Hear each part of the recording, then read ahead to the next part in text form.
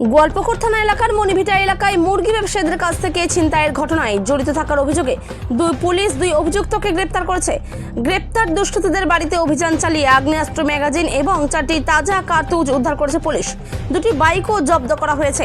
গ্রেপ্তার অভিযুক্তরা হলেন মানজার এবং তৌহিদ। দুজনের বাড়ি গোয়ালপুকুর থানা এলাকার চৈনপুর এলাকায়। ডিএসপি সৌম্য শুভ্রা কাপড়ি জানান, 18 তারিখে ছিনতাইয়ের ঘটনায় তদন্তে নেমে পুলিশ মানজার এবং তৌহিদকে গ্রেপ্তার করে।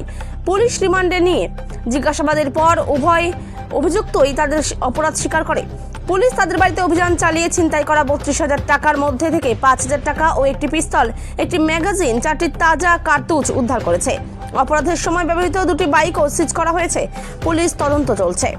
Bureau report, big news Bangla.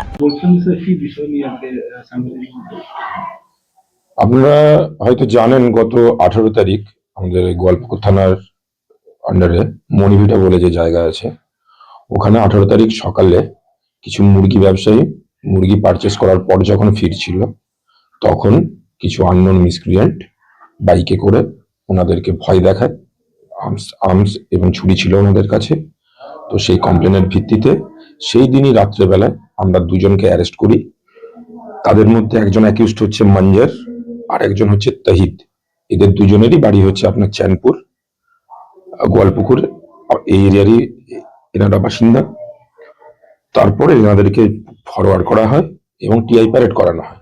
TI প্যারেডে complainer এনাদেরকে identification করে এবং পিসি রিমান্ডে নেওয়ার পর এদেরকে জিজ্ঞাসাবাদের পর এরা নিজেদের অপরাধ স্বীকার করে।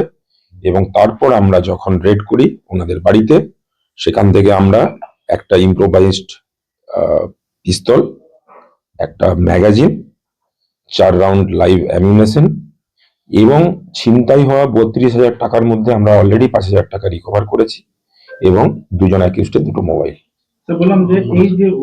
এবং যে মোটরসাইকেল 2টো ইউজড হয়েছিল ক্রাইমের সময়, সেই মোটর বাইক 2টোকেও সিজ করা হয়েছে।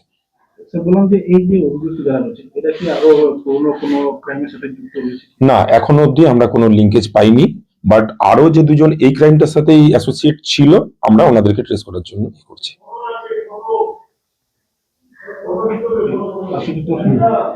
মুরগি ছোট ছোট ব্যাপারের সময় এরকম হয়েছে, তো আরো কিছু এই সময় আমরা যুক্ত আছি না, ওটাই আমাদের চলছে, তদন্ত চলছে। আশা করছি আমরা যদি কেউ যুক্ত থাকে তাদেরকে আমরা ট্রেস করতে পারবো।